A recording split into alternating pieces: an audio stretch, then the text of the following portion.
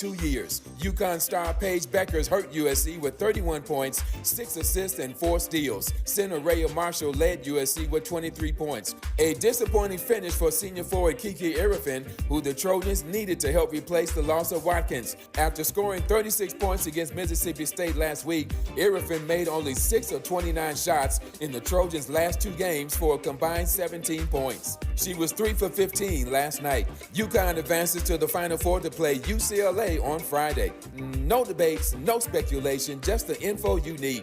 That's your KBLA Sports Minute. I'm Ray Richardson on KBLA Talk 1580.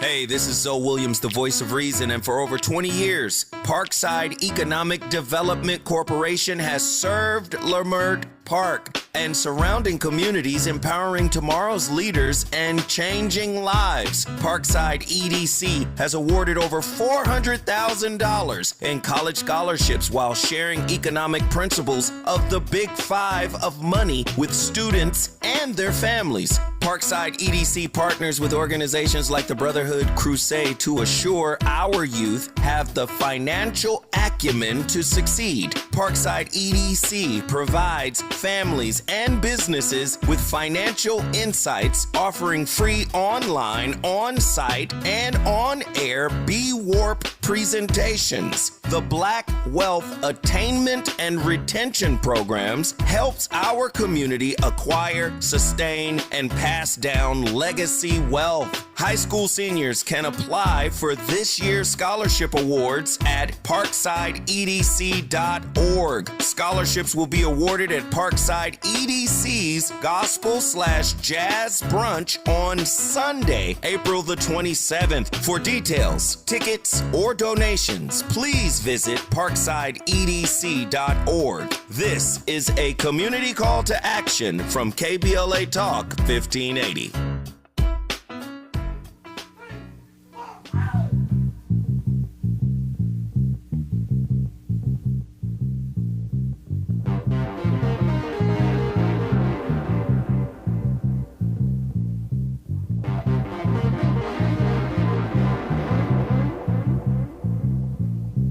People moving out, people moving in. Why? Because of the color of their skin.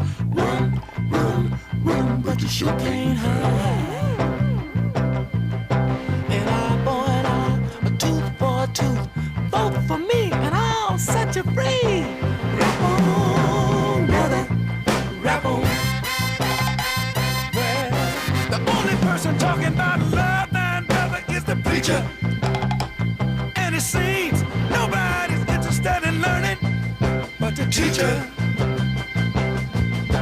Segregation, determination, demonstration, integration, aggravation, humiliation, obligation to our nation.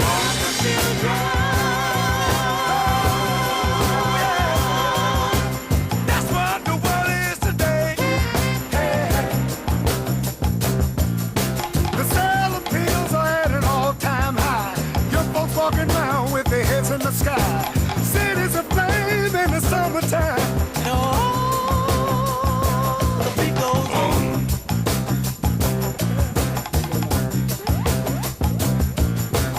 Evolution, revolution, gun control the sound of soul. Shooting rockets to the moon, kids going. I just feel like we should let him sing. Who needs talk radio when you have this song? And the band plays on. And in case you didn't know, that was John's walk-on music. Now you know because you got a little morning karaoke. Dang, I should have had an April Fool for you. Yeah, that's your theme song? It is now. It is now. Right? I feel like that song never gets less appropriate. Yeah.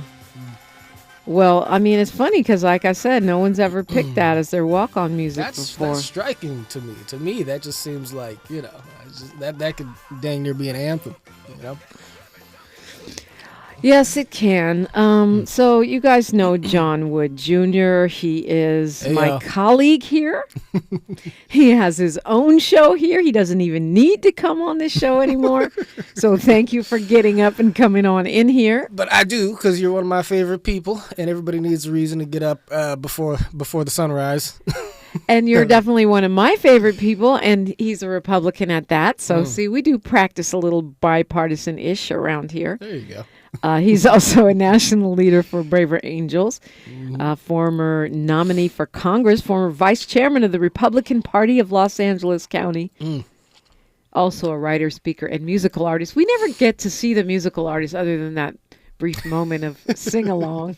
Or we could just do a whole music episode. Yeah, we should do that. Definitely. If you want, we can go there. Yeah, we definitely should do that. We'll do a deep dive, and we'll get into John the artist. There you go. But it's interesting because one of the things you really focus on is political and racial reconciliation. What it means to agree to disagree in a real way. Yeah. What it means to have decency in political discourse. And that is not the moment we are living right now. Is it? No, not particularly. Even before the rise and then re-rise of Donald Trump, I think that the business model of American politics and so much of American media has been explicitly sort of catering towards the idea of, rather than trying to succeed by appealing to the broadest number of people, let's succeed by sort of chopping up segments of the body politic, be it for votes or be it for ratings, and let's develop a narrative and a language that isn't really concerned about bringing everybody into sort of a shared frame of reference and more about sort of pitting people against each other, radicalizing each other, and doing things that way. And that in turn has a way of sort of bleeding down into the way we do politics in our daily lives, in the classroom, at the kitchen table, and in our personal relationships with people who we love, who we really ought not to be fully defining according to our political agreements and disagreements. So it's not to say that polarization and toxicity and division and all that aren't long-standing facts of human life and human politics. Or American politics at that. I mean, people have actually fought right on the floor, Well, look, yeah, I mean, you take it all the way back to, 140 years or something like that. The run-up to the Civil War, you had abolitionist Senator Charles Sumner beaten with the cane by a soon-to-be Confederate member of the Senate. And after he did that, his constituents sent him new canes in the mail, congratulating him for what he had done. And so, that sort of thing has That's happened, American history right there. That is American history. I wonder if Trump's going to erase that history. Well, he's busy erasing black history. Or maybe we'll get a statue of the guy with the cane. Holding the cane, yeah. That's probably more likely, right? So, you have these patterns. It's not to say that it's altogether novel, but, we really everything like that requires a response of conscience, I think, to try and turn things in another direction. So if we're in a moment in time right now where the sort of capacity for goodwill and trust in American society is diminishing in a very conspicuous way, that does, I think, call for a movement and does call for an effort of conscience, I think, that seeks to sort of reweave these bonds and to sort of strengthen that spirit of agape love that was at the heart of Dr. King's philosophy of nonviolence in a response that pushes us towards the beloved community, right? And so, it always feels like, 3 steps forward and 2 steps back. History is not a linear. But even so, there's a better way to do things than the way we are doing them now, right? And I think that, part of the clue as to how you get there is by sort of remembering the golden rule and digging into that spiritual power, that soul force, that unlocks sort of the greater version of American possibilities and potentialities. And so that's where I try to lay my focus. I think that's absolutely spot on.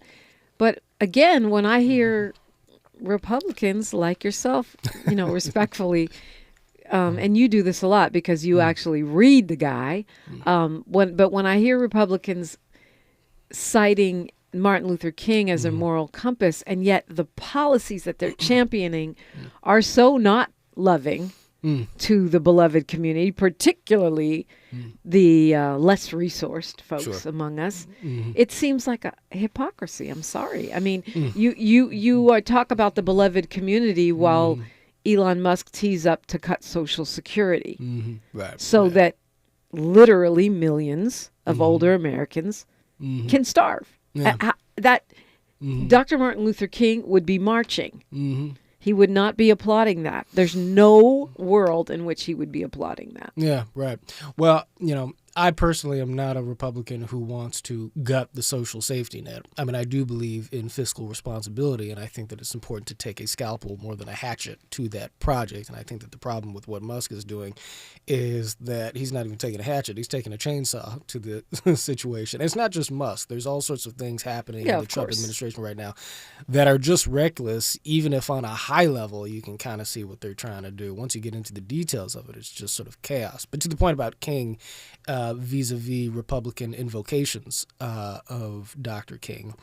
I don't hear Republicans talking about the beloved community all that much. I wish I did. No, but you hear them quoting King and trying to say that what you hear, all content of him, their character, blah blah blah. And it's not, we don't need and it's not just DEI, Republicans. whatever. That's sort of about 90% of what what many Americans sort of remember. What King. But said. It's the Republicans that weaponize it against his own actual clearly stated agenda of social change. I mean, the thing to remember about King, there are many things, but is the fact that Dr. King had a deep and pressing moral urgency towards what you can call economic justice as much as social justice, and he certainly pursued a platform of jobs guarantee, annual income, right? The March on Washington wasn't just the March on Washington, it was the March for Jobs and Freedom, and had an economic focus that the Kennedy administration wanted to sort of and he took a strong anti-war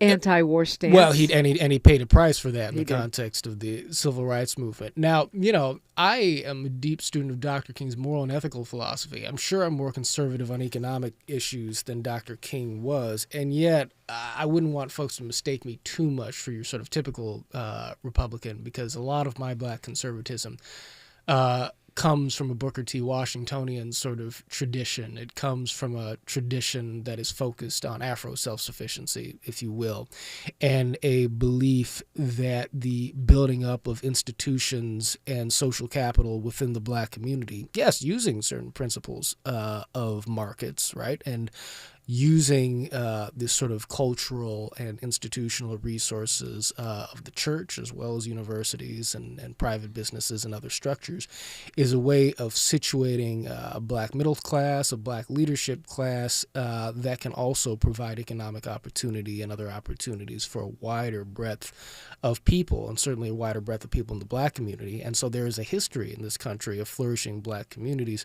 that were founded on those sorts of principles. I mean, Atlanta is a pretty conspicuous example, and you can go across the map.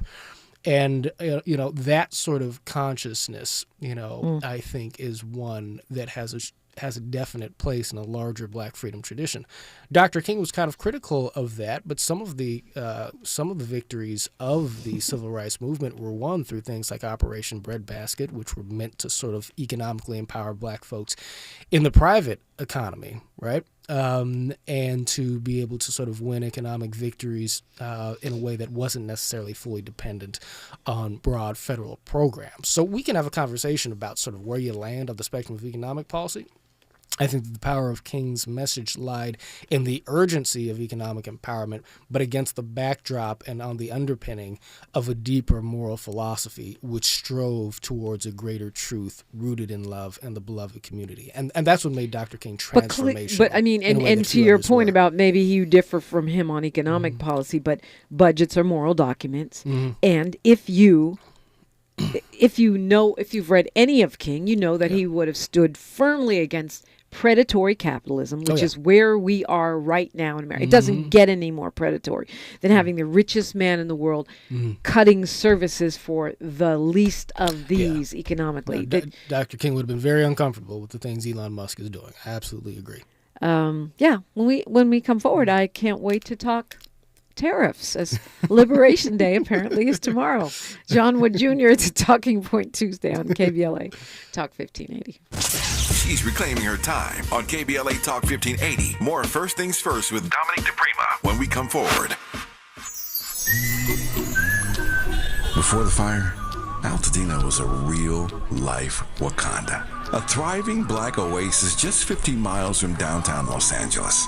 80% black residents were homeowners, building intergenerational wealth against the odds. It was a hub of black-owned businesses, churches, and cultural institutions. It stood as a symbol of black resilience and economic independence. Then, in a matter of hours, it was gone. The fire tore through homes, swallowed businesses, and left behind a painful void. But was it just an unstoppable act of nature, or was negligence involved? Did officials ignore early warning signs? Were the response efforts delayed or insufficient? What role, if any, did corporate or government failures play? Survivors are demanding answers. Don't miss our KBLA Talk 1580 Town Hall. The Eden-Altadena Fire, 100 days and counting. On Wednesday, April 16th, 4 to 6 p.m. at the Robinson Park Recreation Center, 1081 North Fair Oaks in Pasadena. Join Dominique DiPrima, Nee Cordelai Corte, James Farr, Tavis Smiley, and a panel of survivors, community leaders, and experts as we commemorate Day 100 since the wildfires flared up. And we discuss where we go from here. It's KBLA's Eden-Altadena Fire, 100 days and counting Town Hall. Wednesday, April 16th, 4 to 6 p.m. at the Robinson Park Recreation Center in Pasadena. Light refreshments to follow. Admission is free, but sign-up is required at our KBLA1580.com website. This is a community call to action brought to you by KBLA Talk 1580 and Quinn Emanuel Trial Lawyers. At KBLA Talk 1580, we've got your black. How serious is youth vaping? Irreversible lung damage serious. 1 in 10 kids vape serious, which warrants a serious conversation from a serious parental figure like yourself. Not the seriously know-it-all sports dad or the seriously smart podcaster. It requires a serious conversation that is best had by you. No, seriously, the best person to talk to your child about vaping is you. To start the conversation, visit talkaboutvaping.org. Brought to you by the American Lung Association and the Ad Council.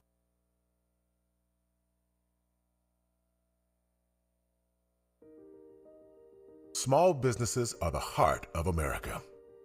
But you don't have to go it alone. As the nation's largest nonprofit resource of expert business mentoring, SCORE has helped millions of entrepreneurs build their businesses for free. Get the connections, education, and guidance you need with SCORE. We're ready to help. Find a mentor today at score.org. The conversation continues right now with Dominique DiPrima on First Things First. Yes, KBLA delegation in the chat room and beyond. He is with the Reconstruction Project. It's actually called the Reconstruction Project with John Wood Jr. It comes on Sunday mornings on KBLA Talk 1580. And you still have the distinction of being our only Republican host here. Well, we're unapologetically progressive, so that's not surprising. But our ongoing dialogue and friendship actually predates this station. You used to come and talk smack on my show, The Front Page. I was with you over at KGLH. I was getting up really early then to come and see you. Sure. So I do want to talk. We'd get out of that show and the sun still wouldn't be up. It would still not be up, right? So I do want to talk tariffs, but before we get to that, what do you think of Senator Cory Booker doing a marathon speech on the Senate floor? He's I think he's at 14 hours and counting, if I'm not mistaken. And he's critiquing the administration. He is trying to draw attention to what many see as a constitutional crisis, not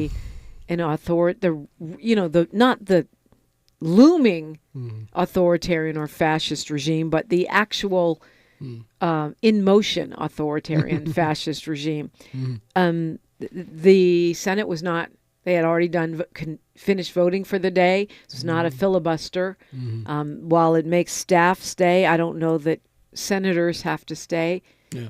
Is that effective? Yeah. So I saw him tweet that he was taking the Senate floor, and I was wondering about that. So this is not a filibuster for an actual vote. This is him just sort of taking the mic and calling attention to the things he thinks need to be called attention to. I rise with the intention of disrupting the normal business of the United States Senate. Well, I think that Senator Booker is trying to do something in a moment where I think a lot of Democrats are like, somebody needs to do something, because not many people seem to have an idea of what to do. You remember Hakeem Jeffries, like a week before Trump took office, was talking about how they were going to bring the fight to the Trump administration on every front, and then a week later he's up in front of the same microphone saying, "We have no leverage. What are we supposed to do?" But they don't vote.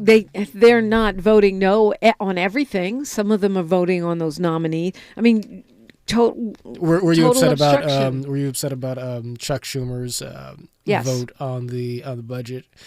Yes, absolutely. Do you not think that he needs to step down immediately? We need to find someone that can lead Democrats like a leader, not a fundraising apparatus for 2026. What was Schumer had a justification for what he did. Right?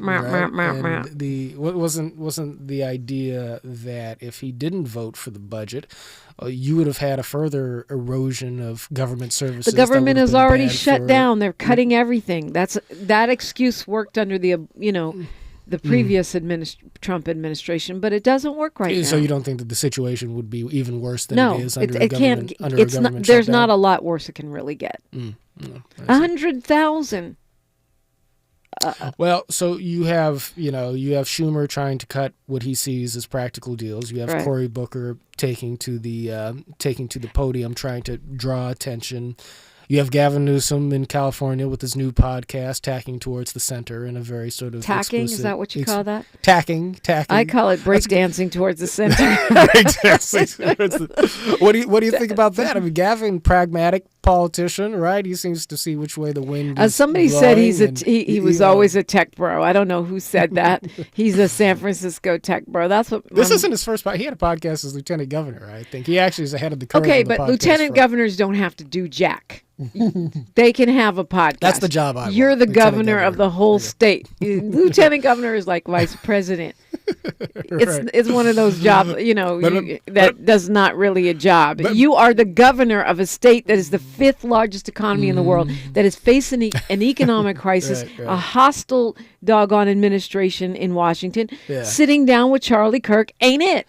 Well, but Gavin Newsom is right that the new media landscape is hugely influential, right? I mean, I don't know if you want to wrestle over Joe Rogan and Kamala and so on and so forth, but I'll forever believe that not going on that podcast was one of the biggest sort of giveaways in presidential campaign history. So in terms of showing up, I don't agree with that at all. You walk into the lion's den with someone who's completely biased and whose audience is not going to vote for you anyway. That's a no. That's a no for me. You got to show up with people who disagree with you. And the thing about it is that in Rogan's case, she showed up with people who disagreed with her, not just Rogan. And he himself was a Democratic voter, not but a couple of years ago. Yeah, right? but so now he's full MAGA cult. That was not a mistake. I think if Kamala had showed up and had just demonstrated the fact that she could roll with him for an hour or two, she would have showed people. Right? That's BS. That she had substance and capability to work with. If people didn't see that the people woman who were not going to see her didn't on see the that the woman who was one of only a handful of black women U.S. senators, who was attorney general for the largest one of the largest states, the fifth largest economy in the country, who was district attorney in San Francisco. If they couldn't see that, woman who brought back billions to California during the housing crisis, they're not going to see it from the Joe Rogan qualifications podcast. Don't impress That's people. bull The crap. ability to have a conversation is what impresses people. Well, okay, then I should be president. You should be because president. Donald Trump can't hold a freaking conversation. I can run circles around him in conversation in my sleep, literally. And honestly, that's something you would have going for you, right? Even if people didn't agree with their politics, they'd be able to say, well, Dominique is able to show up and answer the hard questions, right? And I feel like a lot of people Harris could too, and she did. A lot of people couldn't confidently say. You know what? It didn't matter how many questions she answered. The Joe Rogans of the world were not going to say, "Oh, she can walk and chew gum." I think you would have gone on Joe. I think you would have done it, and you'd have done a great job, and that would have been the example that a presidential candidate should have been able to live up to. Nice point. You have to walk into the lion's den. No, you don't. No, you don't. No, you don't. You do. Well, then why is your dear beloved leader handpicking what press can go into into the White House press corps instead of leaving it to the press corps? Why is he kicking Amber Ruffin off the doggone, correspondence dinner? Why doesn't he go on KBLA? I'd love to have Trump on this mic. Oh, absolutely. I agree with you on all of that, but the reason he can do that is because he's already won.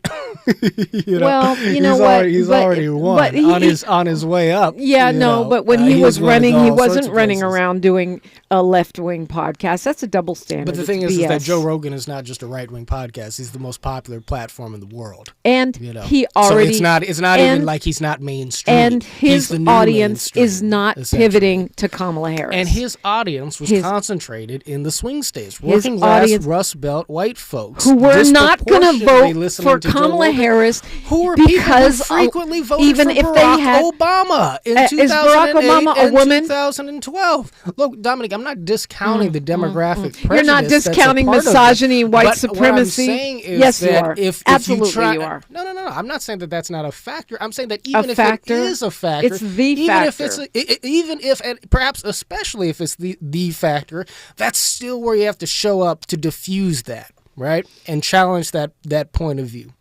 I'm just saying that that's part of what leadership is.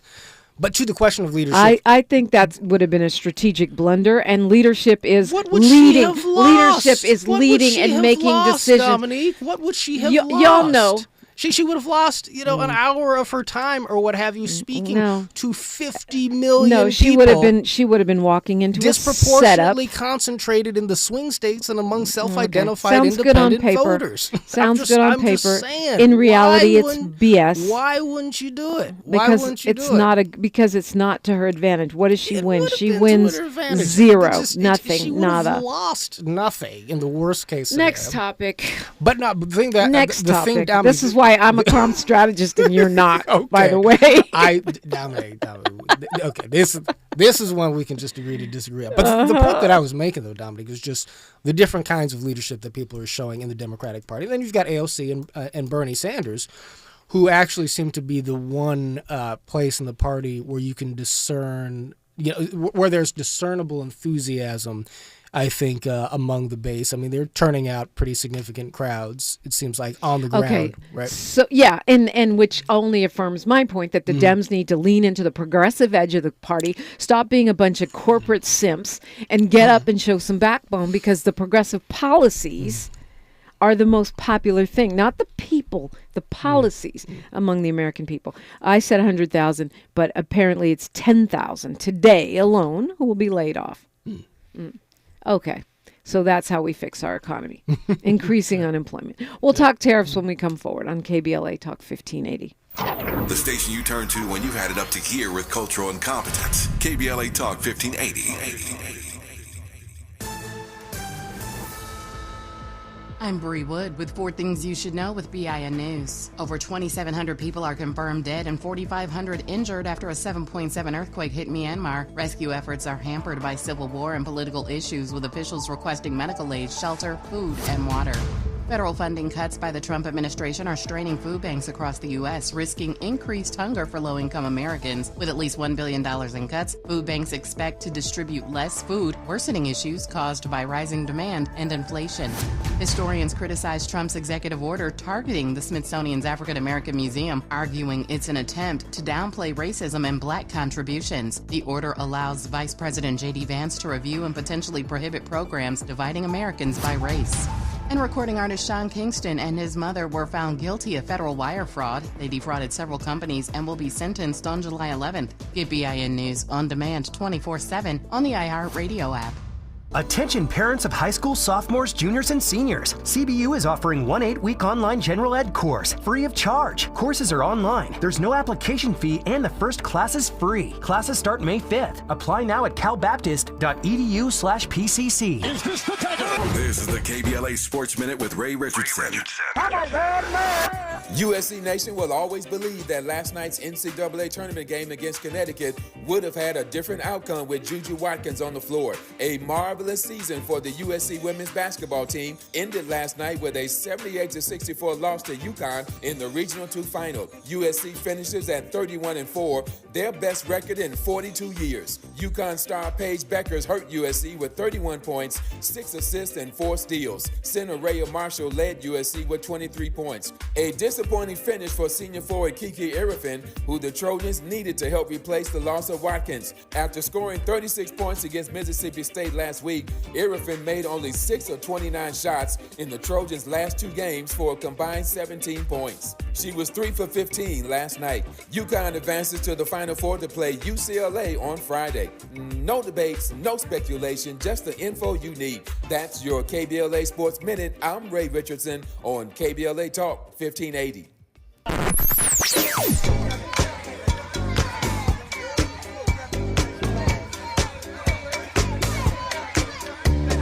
This is KBLA Talk 1580. Talk radio. That's music to your ears.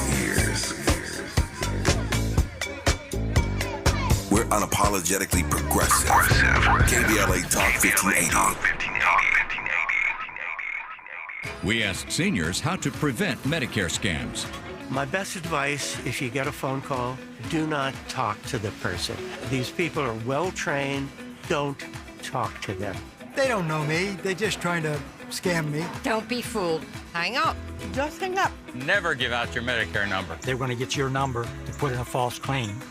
If I get a call from someone, I don't pick up the phone. And should I pick up the phone and they ask for information, then I hang up. How do you detect Medicare fraud? Just like I check my credit card statements, I check my Medicare statements monthly. Scammers can get a hold of your number, order medical devices through your account, and you're not even going to know about it if you don't look at your statement. Check your statement every month. If you get your statement and you see something that you know you did not have done, you report it. Call your senior Medicare Patrol. To report Medicare fraud, call the Senior Medicare Patrol at 855-613-7080. Hi, I'm Dominique DiPrima, and it's almost time to celebrate KBLA's 4th anniversary, coming up Juneteenth 2025. We'll be marking the achievement with 4 key community events, including a special symposium, luncheon, and brain trust hosted by me entitled The State of Black Women in Los Angeles. Keep it locked here for details on how to join us for this groundbreaking symposium examining the unique challenges, triumphs, and contributions of Black women in Los Angeles in the areas of education, healthcare, community leadership, cultural and political contributions. This public convocation will provide a critical forum to address the specific social, economic, and political realities facing Black women in LA today. We'll go live with a radio broadcast and YouTube live stream, a public discussion, and a private dialogue with some of LA's most impactful women. It's an affirmation of Black women standing at the intersection of race and gender in times of adversity while demonstrating remarkable resilience and leadership. We will listen and we will speak out and be heard, all in service of finding opportunities and solutions. Please plan to join us in celebrating our 4th anniversary by amplifying the voices of Black women. For more on our symposium and 4 events celebrating 4 years on the air, simply stay tuned or keep an eye on KBLA1580.com and help make this Juneteenth more jubilant with all of us at KBLA Talk 1580. Stories are power. The Black Land Lost Narrative Archive Project is an effort to collect, preserve, and amplify stories of Black land loss. It will form an invaluable resource for scholars, authors, historians, educators, storytellers, policymakers, and change agents who wrestle with issues of restitution, reparations, racial inequality in home ownership, and the racial wealth gap. Through documenting stories of Black land loss, the archive will help demonstrate the magnitude of what Black families have lost and will continue the national dialogue to encourage paths to restitution, rebuilding, and healing. Support the Black Land Lost Narrative Archive Project by visiting www.blacklandlost.org or by donating at www.blacklandlost.org/donate. Spread the word to inspire awareness, activism, leadership, and change.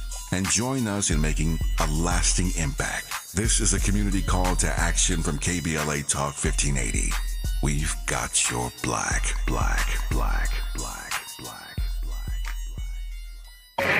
This is KBLA Talk 1580, where hate meets a scholarly match. So tomorrow is supposed to be, according to Trump, Liberation Day. He's going to roll out whatever he's going to roll out. He's not being real specific about it. But there's tariffs. We know there's tariffs.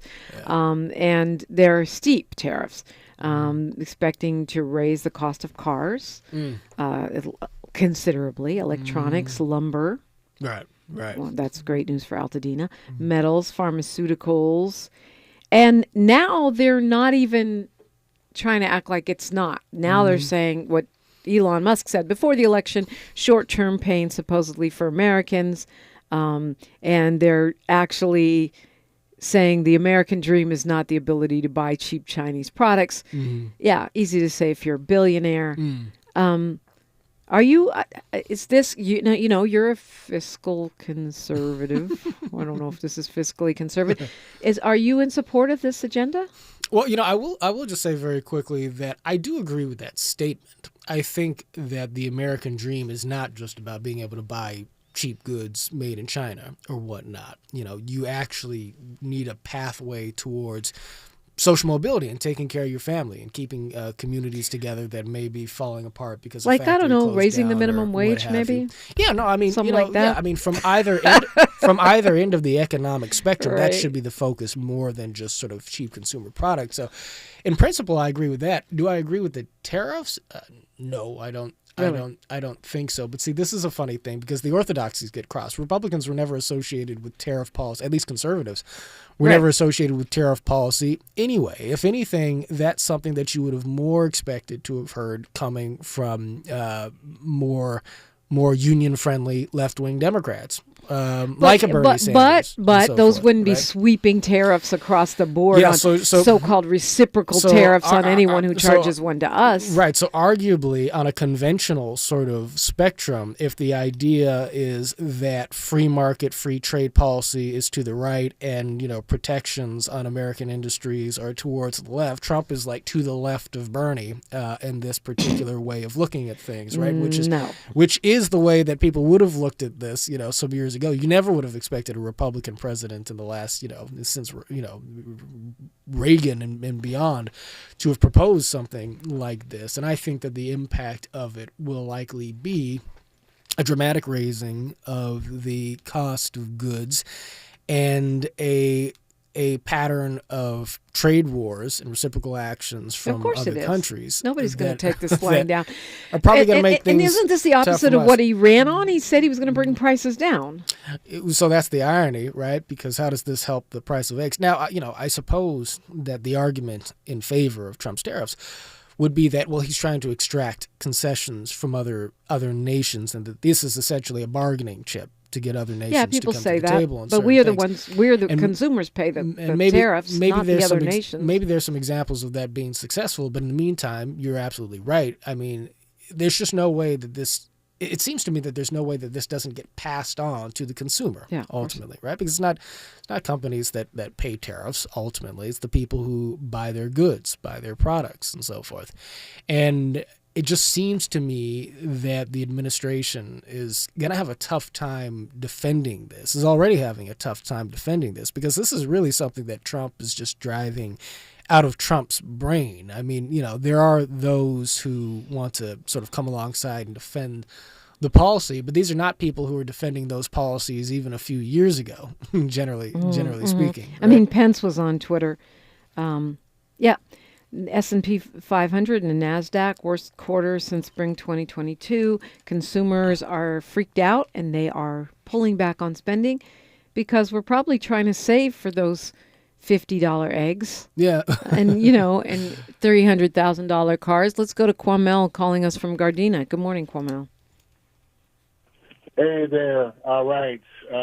John, my guy. What's happening, brother? All right. How you doing? Yeah, peace to both all right now. I'm not seeing the current situation as cute, fun, or funny. I know folks got to kind of laugh to keep from crying a little bit, but I have to call Republicans on this, and this is the appeal. So I want to get your take on it. The idea of getting, the things they want from Trump or supposedly from Elon Musk and all the spins and all that, I get that. That's fine. They got their principles, they got their values and all that. However, there's no way that Republicans ever spin that they want a dictator, that they want a king, that's ever good, and that anybody should be flouting the Constitution, talking about wanting third terms and things like that. Yeah. Because that violates the freedom idea, that violates this whole idea of being patriots. And I'm tired of seeing Republicans, never mind Dems, I know everybody's got their Democrat herd. I want to talk about that another day, Dominique. Everybody's got their, but nobody's calling the Republicans out on being hypocrites towards that whole thing. So I'm saying to John, if Republicans were watching a Dem or anybody else that wasn't a Republican become a dictator, how would they step up and handle it? And with their own guy or anyone else, when and how do they pull the plug? Yeah. And I'll take comments off the air. It's a great question. No, I mean, look, I hate to say it because I am a Republican, but Kamala is pointing to the most severe concern. I mean, for everything else we're talking about, tariffs, so on and so forth, it is ultimately a disregard of the constitutional limitations on executive authority. And really, the flirting with the idea of trying to stay in office, Third term, you're not loving that. Third term. No, I'm not. I wouldn't call it flirting. He said he's serious about it. Well, and here's the thing, right? I mean, the way Trump communicates, he gives people permission to believe different things, right? And so a lot of people will hear Trump say a thing and they'll say, he said the thing, this is what he means. And other people will say, Trump, he always clowning or whatnot, And I think that that's the way a lot of Republicans sort of look at it.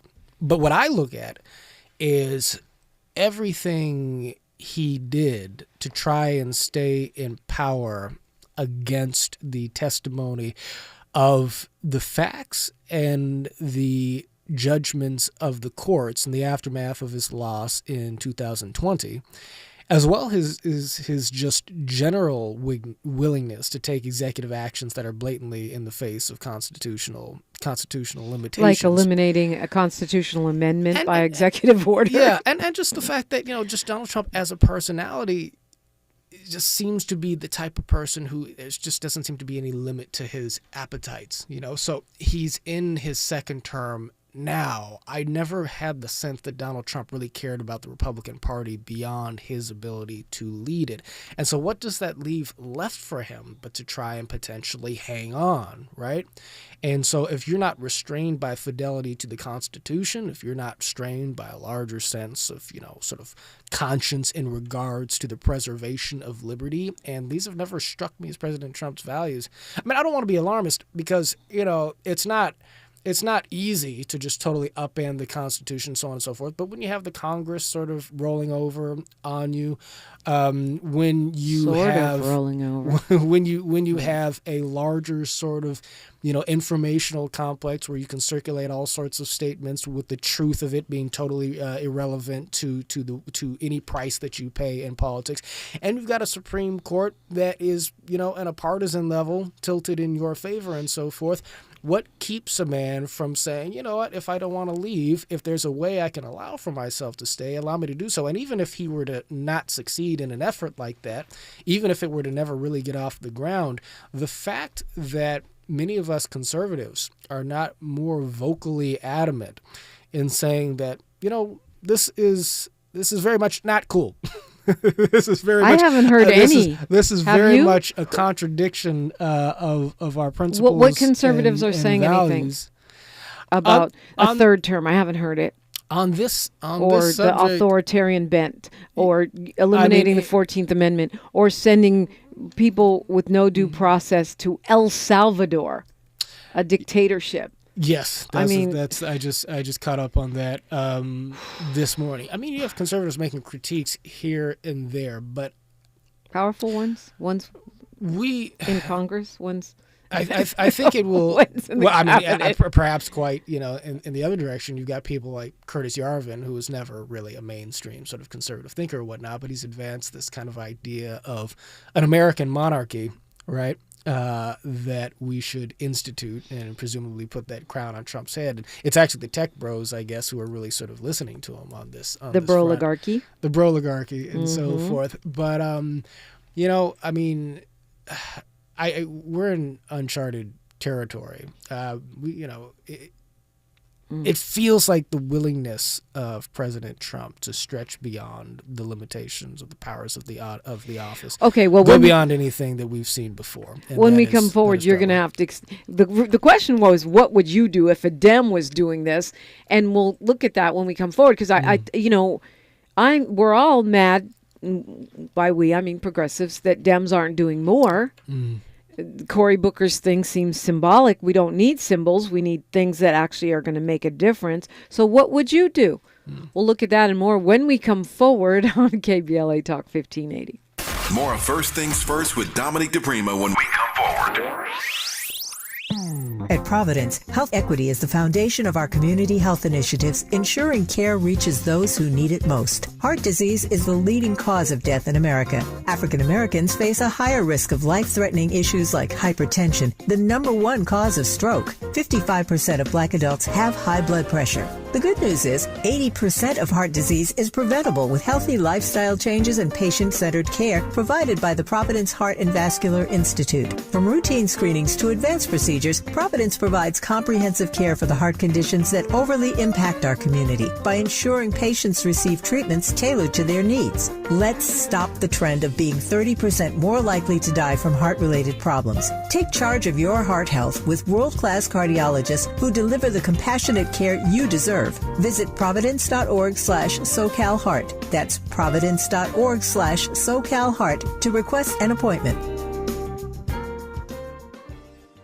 LA property owners, join us to house more veterans. By accepting veteran housing vouchers, you will receive guaranteed rent while providing a stable and safe home that will make a difference in their lives. Help house our heroes. Expedited processing and dedicated support for property owners is available because every veteran deserves a place to call home. Email houseuurvets@lacity.org, HOUSEOURVETS@lacity.org for more information.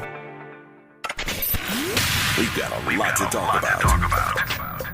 Hi, I'm Zoe Williams, a.k.a. The Voice of Reason, encouraging you to join me weekdays from 7 to 9 p.m. for the world's most intriguing relationship radio roundtable. Every night, I facilitate and encourage our loyal listeners to participate in the most engaging relationship discussions you'll hear anywhere. So make it a point to rendezvous with me, Zoe Williams, the Voice of Reason, Monday through Friday, 7 to 9 p.m. Pacific Standard Time. Trust me, your relationships will never be the same. The VOR is on fire tonight. Unapologetically progressive. KBLA Talk 1580. We've got your black. At KBLA Talk 1580, we do more than just talk. You got a big mouth. Hello, Joe, you're up. Welcome. We're unapologetically progressive, and we don't black down. Okay, and during our News, Traffic, and Sports, me and John Wood Jr. over here having deep philosophical conversations. Okay, we've got Molly Bell on the phone, but before we go to her, I want to know, what would you do if there was a Dem, I don't know, say Gavin Newsom, or Joe Biden, or whoever. I shouldn't use Gavin Newsom because we're not sure he's a Dem anymore. Oh. But a Dem who was moving toward authoritarianism, fascism, a dictatorship at the rate that our current president is. What would you do? Well, I mean, I think I'm the same in all cases. I remain a registered Republican, but I haven't been sort of actively involved in sort of supporting the party, certainly not on the presidential level, for a long time. And I think that you have to be willing to acknowledge and call out where the actions of leadership contradict the values that we were supposed to hold to as a people. And so you would have stayed up all night like Cory Booker and called stuff out, but how does that move the needle? Okay, what does that change? So if the question is as a political tactic, yeah. Look, I think that I think that the different pieces of what Democrats are doing could work if you put them together. And so Cory Booker taking 14 hours on the Senate floor is maybe helpful if he's able to convert that attention into something along the lines of saying, if you care about these issues, I need you to show up at the rallies that my fellow Democrats like AOC and Bernie Sanders, who I disagree with on all sorts of issues, if I'm Cory Booker perhaps, are still holding to galvanize the American people. I need you guys to take notice of the arguments I am making and parlay that energy, parlay that anger into actually powering both a political agenda but a movement towards accountability that can wrest the conversation back from the people who have power in favor of those who are trying to restore some balance and integrity to our government, right? In other words, one piece always has to be connecting to another piece. Symbols actually do matter because symbols crystallize people's conscience, they crystallize people's attention, but if all it is a symbol, then it's dissipated energy, right? Symbolism and communication has to draw people's focus and involvement towards on-the-ground efforts and infrastructure building towards a shift in sort of the balance of power, if you will.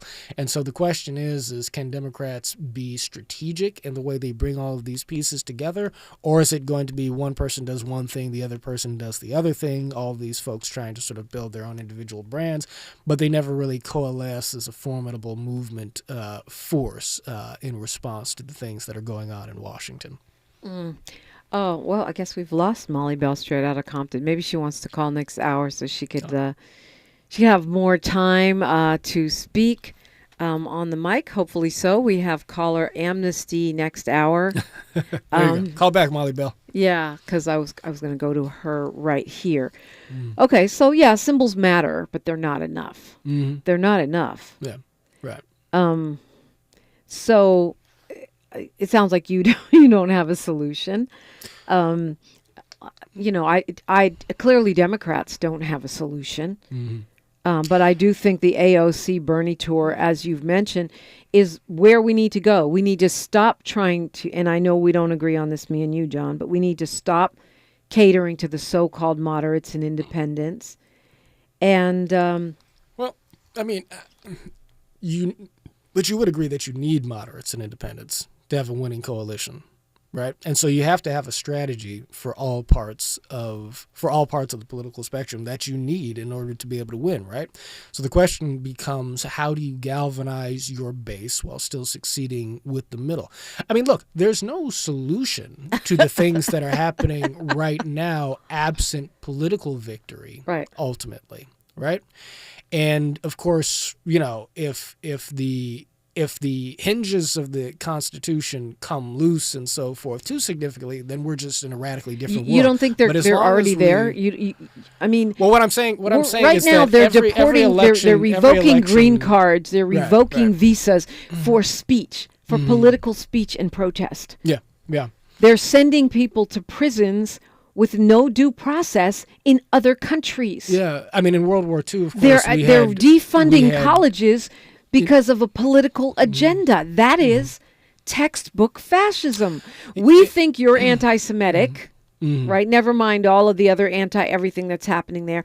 Sure. And we want to define anti-Semitic as anti-Israel. Now we're taking $400 million from Colombia, talking about taking billions in funding from Harvard, UPenn, $175 million. That we're there.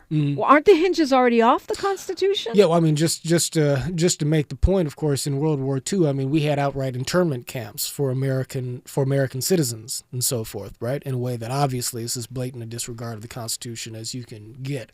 And of course, at that time, we probably had the closest thing America has ever had to a monarch in Franklin Delano Roosevelt, who was elected 4 times, right? Of course, there was not a constitutional amendment prohibiting that at that time. It was just a norm that you wouldn't do that.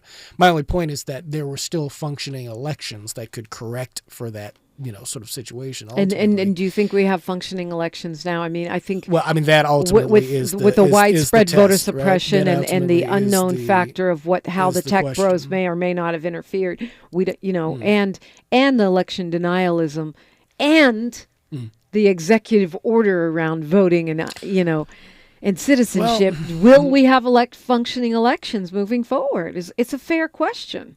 Yeah, it is a fair question. There's a larger tragedy of the American moment in which, now you can say one side has a reason, the other side doesn't have a reason, but in general, the confidence in our elections has been eroding over previous cycles. And even listening to you talk right now, Dominique, I just get sort of this fearful feeling that, like, oh my God, are we about to go into another situation where people aren't going to trust the legitimacy of the outcome in a massive a lot of people don't. They call all the time. Right? Exactly. And so honestly, that is as dangerous without as evidence, I'm not going to run. No, it's not, because we're not liars. Without evidence, we're not going to run around and say the election was stolen. Please understand what I'm saying. What I'm saying is dangerous is not the idea that, Americans have good reasons that we for want not proof trusting. that the tech bros didn't cheat. Yeah. Well, yeah, no, that's not necessarily it's the aggregate fact, whatever the reasons, but it's the aggregate fact that the American people may increasingly be of a mind to say that our election outcomes are illegitimate. Right. That is perhaps beyond all other things a harbinger of the potential for democracy to cradle, right? Because honestly, election results, it's like money. It's like cash, right? You actually kind of have to believe it has value in order for the system to work. A dollar bill doesn't have any value unto itself. It's just a piece of paper. It's the fact that we agree it has legitimacy and you that makes it work you as say a means the same, of exchange. Same about right? elections. It's the exact same thing with elections, right? You kind of have to believe that it's legitimate in order to ensure that people abide by the outcomes, right? Right, and I understand that, but that's the same with the Easter peril. Bunny. And when people are suppressing votes, and making executive orders that are specifically meant to disenfranchise Black, Latino, and low-income voters, then maybe believing in the Easter Bunny ain't the thing until we can get some reform. Yeah, right. So the reform conversation definitely matters, but you asked the question, do I believe we're going to have elections, or at least legitimate elections? All I can say is that I damn sure hope so, because everything ultimately hinges upon that.